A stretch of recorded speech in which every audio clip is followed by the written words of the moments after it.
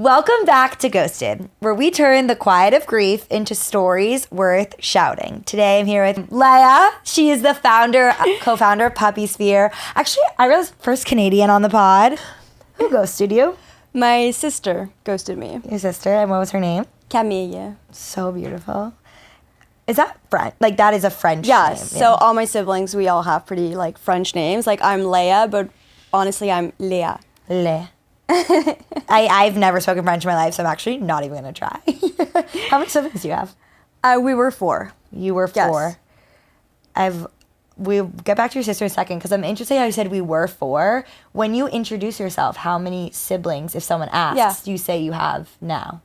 I say I had 4. Had 4. Yeah. Mm-hmm.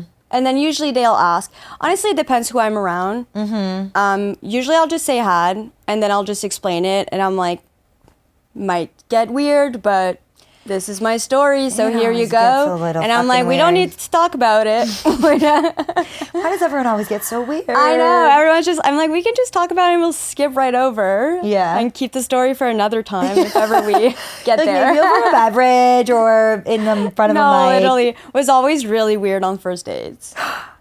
Okay, wait. We need to talk about dating. I love to talk about dating on the pod with that. Let's get into your sister and then we'll circle back to that. Okay. So, how long ago did she pass? She ghosted me 2.5 years ago. Okay.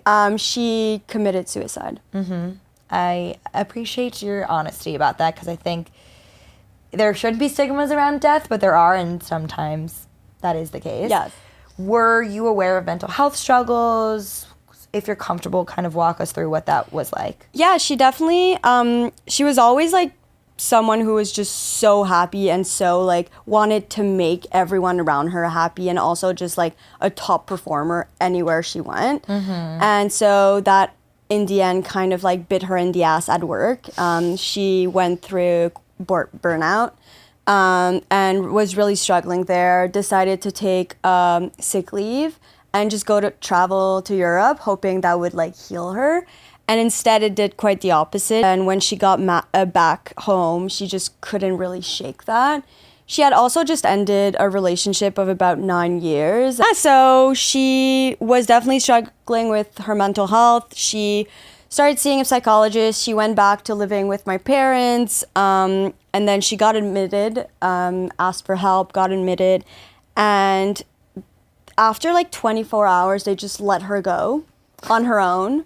Like no one. In Canada? Yeah. What is mental health resources like there? I'm not very familiar with them. I know that there's a lot of like hotlines and there's centers, but I think that the system itself is just so occupied that things are kind of like left behind. So I think there's definitely needs like more budgeting there, but you know, free health care, so we get what we get. But yeah, she went there and they were like, you're fine, you can go, and they just let her go. And then a few weeks later I got the call. So she was at your parents' house? Yes. Yeah, I can imagine that was difficult for them. Where were you when you got that call, and what was that like? Yeah, that day, I was at a puppy yoga hosting an event. Oh, so you'd already started Puppy Sphere? Yeah, we were in the like early beginnings. I was hosting a puppy yoga. I used to like wear all the hats. And so I was there bringing the puppies, and then I ended up going to a workout and got home, and I got a text from my best childhood friend. He lives like a block away from mine, and he texted me saying like, hope everything's okay, broken heart. That's how you found out? And I was like what? No. And I was like, what's going on? And he's like, oh. And I call him and I'm like, Matt, like, what's going on? It's always fucking Matts. I know.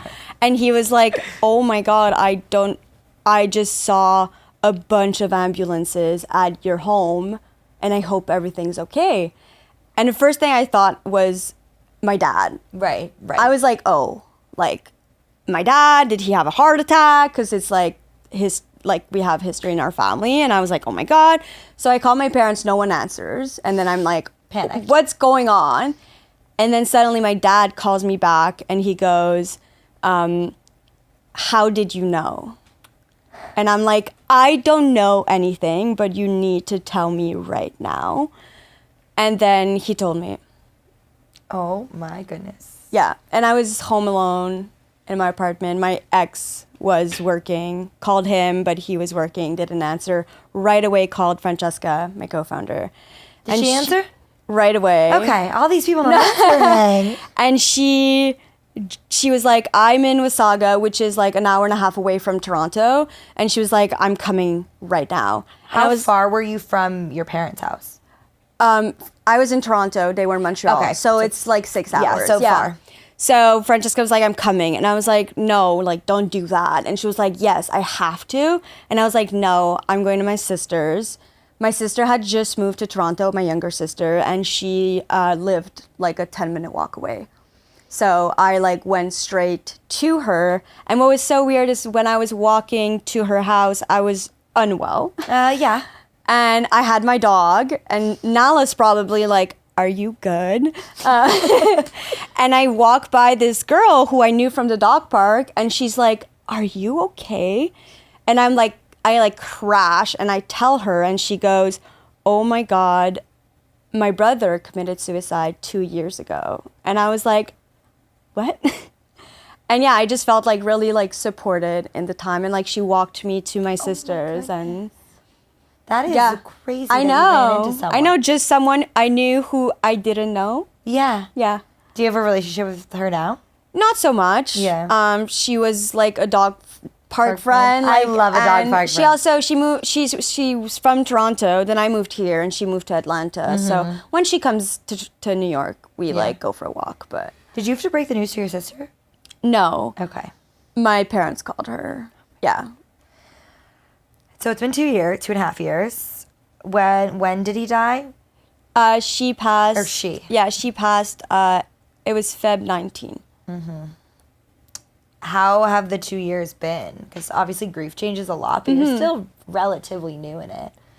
Honestly, okay, a lot of people will say I repressed it. Really? A lot. But, so my sister passed in Feb, and end of March, I was still in Toronto, and Francesca caught my partner of 10 years cheating. You're fucking kidding. Yes. So, anyways, had been I mean, that's cheating also for like months. grief too, though. Yes. So I had just lost my sister, and then my partner, who I had been with since I was 17 years old, we had been together for over 10 years. And Francesca calls me one day, and she's like, Francesca loves a phone call. I don't like phone calls, and maybe it's like PTSD from that call. Okay, fair. I feel like a lot of people with trauma are like, no. Yeah, I'm like, I don't do phone calls. And You always think bad and news she is was like, coming. Leah, please answer. And I'm like, okay, so I answer, and she's like, check your phone. I sent you a photo, and it was him walking hand in hand with this girl he worked at a bar. And so, yeah, a few months later, I found that out. And so What I a had motherfucker. lost my sister, him, and anyways, it was really weird, like juggling all of that. And sometimes I'm like, oh my God, when I found out about Joey, I was like really also so confused about like, who am I? Is my grief supposed to go? I was like, it's kind of, can I swear? I've said fuck a million times. It's kind of fucked up that I was like sometimes more sad about the cheating, and I was like, my sister died. Like, where does my sadness belong? And then during that time was also when Puppy Sphere just like started blowing up. Well, not really. It didn't start blowing up there, but we were in the middle of like our biggest pivot as a company, going from an event space to like really that wellness puppy yoga space. And that's basically when I literally told Francesca, I was like, I'm going to New York for the launch, and I'm staying there, and that's it. And so I packed my bags. I went to New York. I called my parents, and I said, I live here now. And they were like, where? And I was like, in New York. And they said, when? And I said, I'm here right now. And they're so there's maybe some avoidance going on. I think that's so interesting what you said about the cheating, because I think as a society in general, we have an inability to talk about hard things. And I always say grief exists in everything. It exists obviously in death, but it exists in not getting the job you want, in breakups, in being confused about being in my later 20s and being like, what the fuck am I doing with my life, right? Like, it exists in everything, but we just don't talk about it. And especially suicide, I don't know the culture of Canada, but at least in the United States, it's very taboo. Even though, like, I view, like, death by suicide as an illness. Like, it is a mental health illness. It is the same as having, like, people will say, no, it's not. But to me, it's the same as having cancer, right? Like, you are sick with something. And so the breakup part's really interesting, too, because sometimes I feel like you're not allowed to be that sad, or when you've experienced trauma in any way or grief, it's like nothing else can be as sad as the grief. But that's not life. Like, I don't know, like, right before this, I told you I like had to get this test on my leg to see if I need surgery, and like I'm like that's grief. Like, I'm not well over that, but like, what, am I not allowed to be sad about that because my dad's dead? No, because we always compare to everything. Yeah. And I do feel like even when I talk to people and they're just like, oh, I had this, but like, it's nothing like what you went through. And I'm like, we don't need to talk about that. And we don't need to bring that up because it's so irrelevant. Like, what you're going through is so irrelevant what I went through. And it's so different. Like, of course, don't tell me, oh, I lost like someone, I knew someone and they passed, so I totally understand you. It's like, it's how you frame it. You could be like, yeah, I'm sad about this, but you don't understand. No, exactly. And or you can say, this is the closest I can understand to what you went through. Correct. But never like, I understand. Right. Like, I know even when people would find out, they would be like, oh, I get it. Like, my grandma just passed. And to me, I was like, that's the circle of life. Yeah, fuck off. I lost my sister, who is 3 years older than me, who was supposed to be at my wedding, see my children, see me and build my business and be there for my younger sister, my younger brother. And like, I don't know how to be an older sister. I'm a middle child. Oh, yeah, now you have to be an older sibling? I don't know how to do that. No, that's not me. Have you stepped into the older sister role yet? No. Okay, kind of, because I did like hire my sister and hire my brother. So that's You all work together now? Yeah, that's we do. Really sweet. Even my parents. Shut up. Yeah. I'm obsessed with that. Has that helped you navigate your own mental health? Because, like you said, a lot of what you're building now is like the puppy yoga and the mental health. Was that built out of the passing of your sister, or has that always been something you've wanted to build? Yeah, there's like so many like layers to it. I think Francesca and I had started building it prior to it happening. I was always just as well an overachiever like my older sister. My parents just like, we were so competitive. We were all in sports and we were all like, education is so important. You need to be the top of top. And so I was also just like working corporate and being like, this sucks, man. Like, I worked so hard for this fool. Like, I don't want to do that anymore. And so Francesca and I were building, and then all of it happened. And I think it just like really like propelled me, and like it really, what happened became like my anchor as to like wanting to really do it even more. That's also when I fully quit my corporate job. I was like, fuck everything. I'm going full into this. This is so worth it. And then also with time, like all of this was also like I was working so much, but it was also for the purpose of helping. And kind of like I saw my sister going to ask for help and it being difficult. And so I was like, let us create a space that is like so easy to go into. Puppies, they give you like that unconditional love. No one's judging you. You could be sitting in the class and crying and no one cares. Everyone's like, are you good? And puppies are like, I love you. So that helped. And then also with time, I also just like seeing my family, just they like were like, we don't want to go back to work. It just feels so pointless. And then they were like, but we also don't want to just like be at home and not work. Mm-hmm. And so they were like, we're not really ready to go back to like corporate. Like, how do you just tell someone like you're sad one day, you want to go home, you like, people don't really understand. You're like, it's crazy in the corporate world. They do not get it. They do not get it. And everyone's replaceable. So I know even my mom was like, I want to go back to work, but I don't know how. And I was like, I have a job for you. And so we kind of like, that's when they like all jumped in. My sister actually, like my younger sister, she's also just so brilliant. And so now she's a part of the leadership team, and like she made it all the way up there on her own. And yeah, it definitely helped also like support them that way. I feel like when my sister was going through a harder time, I'm lucky, I'm so lucky, but I've never experienced depression ever. And so understanding it, like I have tried to since, but I don't fully understand it. I know that like when you commit the act of suicide, I know that you're not yourself. And like it wasn't Kemi making the decision to commit. It was her depression. And so for me, that's really confusing because I've never felt it. So while she was going through her depression, of course, we were all there for her and being like, hey, what's up, blah, blah, blah. But I remember once my parents were like, you girls need to come home. Like, she is not doing well. And I was like, I can't come home.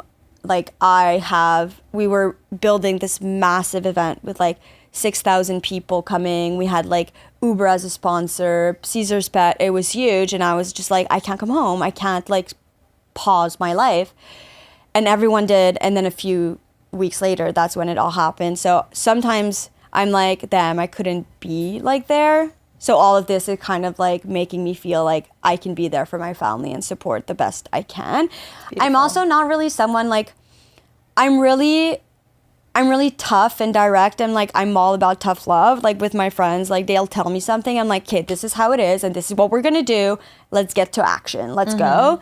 And so I'm not like smooth and like, so I just can't give that to people. It's really hard for me to just be like, okay, yeah, cry on my shoulder, because I'm just like, let's do something about it. Correct. And so that's how I give back, is through actions.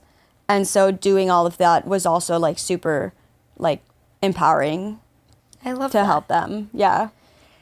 I have so many questions. Do you have any resentment towards your sister or to that time? Because I understand it is confusing to conceptualize something that's not physical. Like, how do you understand what's debilitating to someone in their brain? Yeah. I think I'm definitely like really trying, like I'll catch myself being like, what the fuck? Yeah. And to me, it's also like, depression is like so tough and it hits you and you can't really control it. It's like a monster that lives inside of you. But I do truly believe that it is curable if you get the help, if you do the work, if you take the medicine, like if you take your pills for it. I do believe it's curable. And so for me, it's like you took your pain that could have been cured and you gave us a pain that will forever live. And that can't be fixed. And so that frustrates me a lot. Fair. And I'm always like, but it's not her fault. It wasn't her. It truly wasn't her. It was battling in your what own was brain. like living in her. But yeah, I am angry. And I do think it's like unfair what she did to us, but it wasn't she. I get that. Yeah. Does your family all react to grief in the same way, or do you handle it very differently? Oh my God, so different. Tell me. So different. My parents I do not understand what they're went through, what they're going through. Losing a kid is... And in their home. Yeah. And finding her. Yeah, I would assume that that's how it happened, the trauma My of parents found her together in the basement after they were home for like 2 hours, blowing up her phone like, where are you? Oh, they couldn't find her. And then, suddenly they went downstairs. Did she overdose? She actually... So there's actually... Also, if you're not comfortable sharing, Oh, you don't have to. Honestly, I'm fine.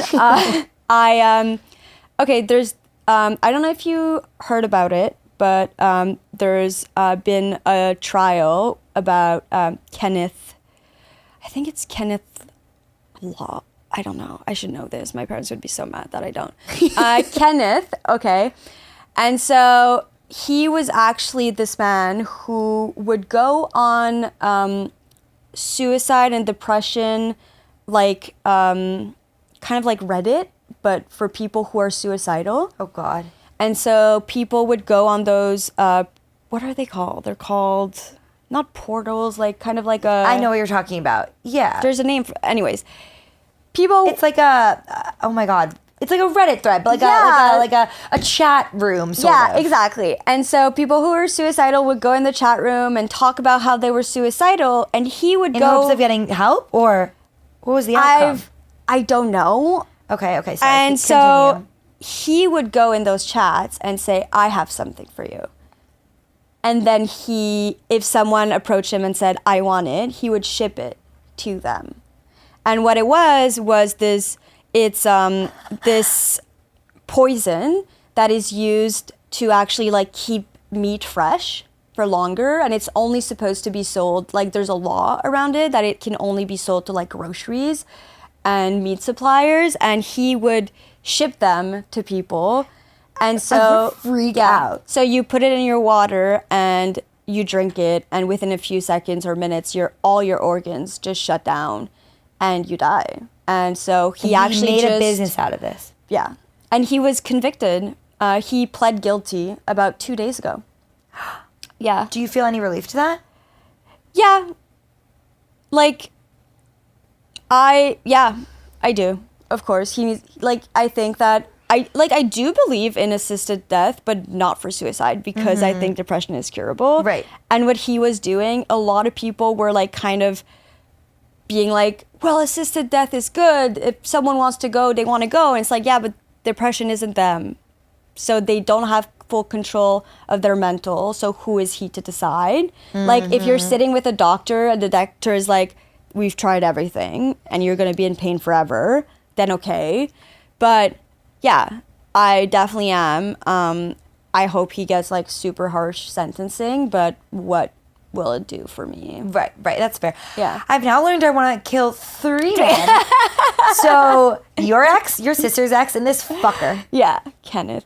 Oh my God, so I already hate men, but I hate him now.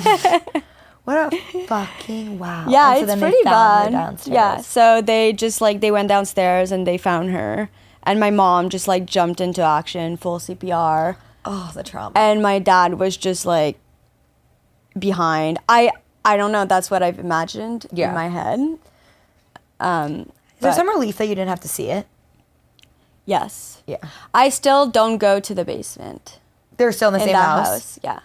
Fair. Yeah. I go to the basement, not in the bathroom. That's where she was. I just don't go. The door's closed and none of us really go there. Did she sell her room in the house? Yeah. It's the same. Yeah. The one thing I feel like going home, the first time I went back home, I was like really stressed and I was like, I don't want to go in that house. And when I got home, I was just like standing in front of it and I was like, I'm not going in there. I'm just not. Fair. And then we lived in that house, we grew up in that house, but when we were growing up, the house was completely different because my parents, through years, completely renovated it, like chopped the roof off. So our childhood bedrooms are gone. Where we would watch TV as a family, that's all gone. And so the house that exists there, other than its location, but that house, it's really where we would like gather, because Camille moved out really quickly. For university, she went to Quebec City, which was like 3 hours away. So we never lived, all 6 of us, in that home as it is today. And so when I'm in that home, I don't see it as like where I grew up and where I had all my memories, because we had so many other memories like elsewhere. So even her bedroom, it wasn't really her bedroom. It was my younger sister's bedroom. But when Camille moved home, she stayed there. But it was never Camille's room. It was Alice's room. So, like, the room is still there, but it's always been Alice's room to me. That's fair. Yeah. Okay, that helps a little bit. It does. Yeah. It does, yeah. Yeah. Do you go back often? Not as often, being, like, in New York and having the business. I did spend, like, about 2 months during Christmas there. And, but... yeah, usually like twice a year, and my parents come up. I'll come with you the next time. Yes, you must. Never been to Canada. When we were talking about just thinking more about obviously like your businesses here and all that stuff, what was it like taking bereavement leave, being your own boss? Because I can imagine that's it. I mean, I don't know, at least in the United States, we have horrible bereavement leave, but it's, yeah. Honestly, I was working corporate at that time, and I took a sick leave. Oh, you were doing both? I was, yes. Francesca and I worked corporate for quite some time while building the business. So we started like all our businesses about like 5.5 years ago, and I've only not been working corporate like since 2.5, 3 years. So I took a sick leave. I told my bosses, I was like, yeah, see you. And then I ended up just leaving and being like, I'm just gonna work on Puppy Sphere. During that time, of course, Francesca was so understanding. She would like come to my home and like make me food. And I'm someone who like, I have all these projects. And so in my house, I always have all these unfinished projects because I just have too much, like I have too much going on to have personal projects, but I still start 100. Yep. And so I had this chair that I loved that broke, but I wanted to fix it. And she came into my house and she was like, garbage, we're tossing that. We're not keeping things that aren't needed. And so she would just come and clean my house and help me. That's what you need. No, literally. And she was phenomenal. She has gone through her own types of mental health journeys. And so I think she gets it more than I do. Even having lost my sister, she just gets it more. And so she was so good. I started back working on Puppy Sphere quite quickly after my sister passed. Honestly, I think 1 month. I needed to do something. Like for the first month, it was just like going home, funeral, and then just me and my sister on the couch watching 90 Day Fiancé all day.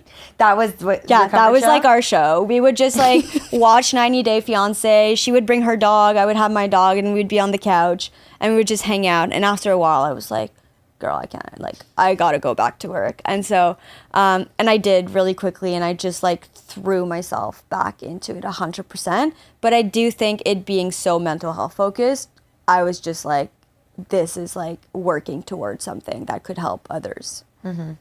I love that.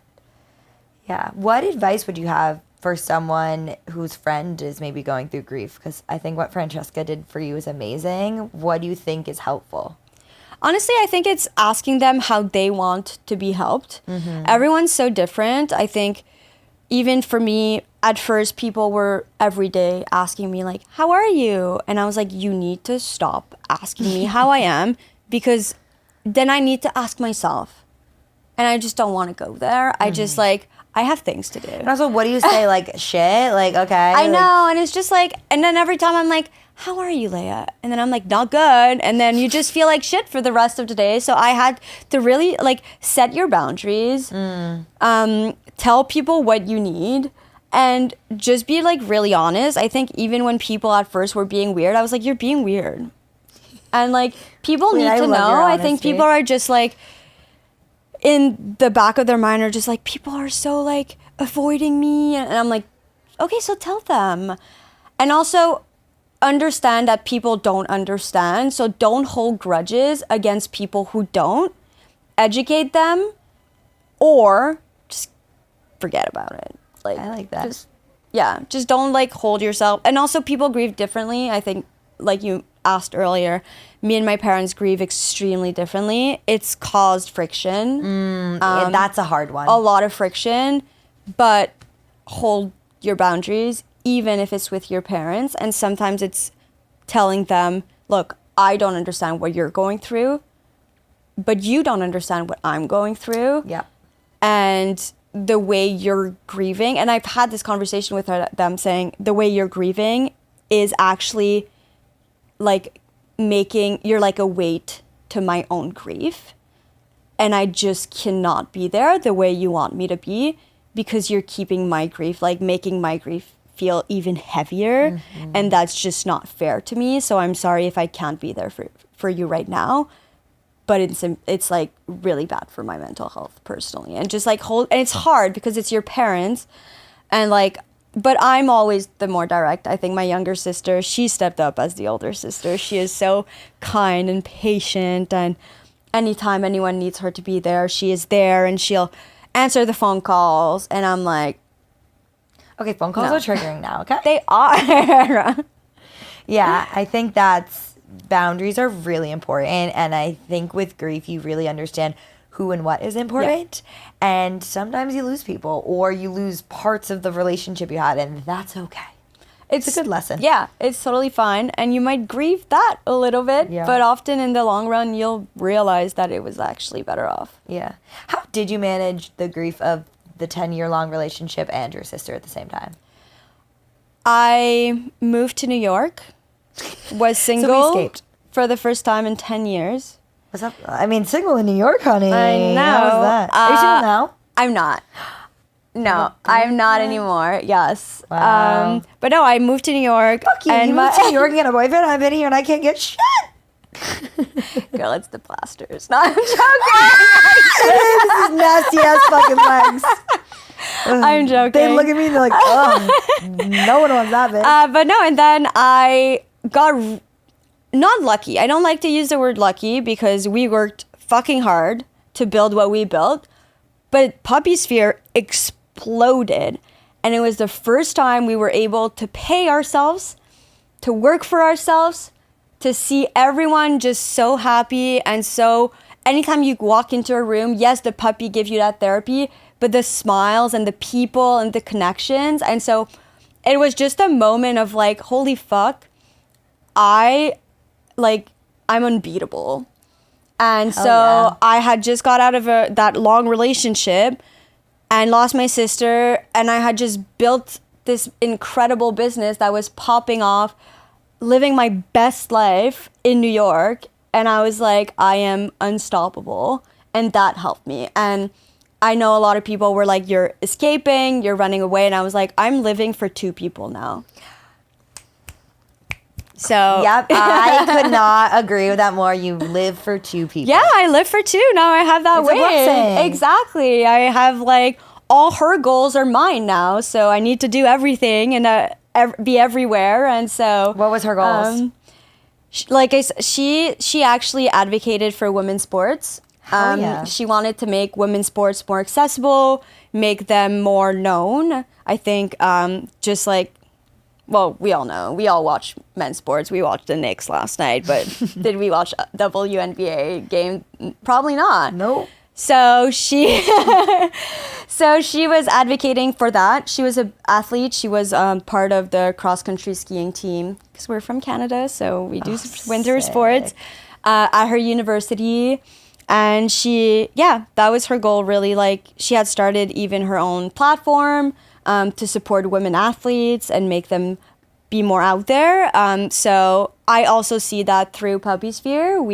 Our biggest demo are the ladies, the cool girls.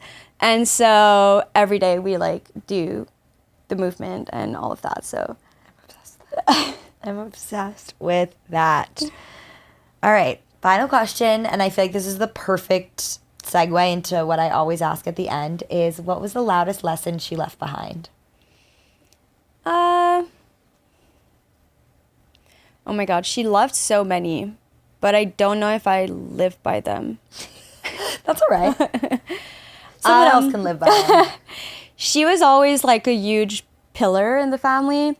She was like the glue. So we have a really big family because my mom's side is Spanish, and she was always... Wait, you're French and Spanish? Yes. You speak Spanish too? I do. Fuck you. I'm literally the most uncultured bitch. Like, oh, I'm so jealous. My Three parents. languages. Only It's three my languages? parents. Only three. Oh, Only three. Okay. But yeah, she was always like such a... And now I forget my English. She was like, she would bring everyone together and bring always my family. Like on my mom's side, we're like over 20, and she would like always bring everyone together, always have the activities, always make sure to like go visit my grandparents and be there for everyone. And so that's definitely something really beautiful. I don't know if I do it yet with like my family. I'm also just like in New York, I'm away.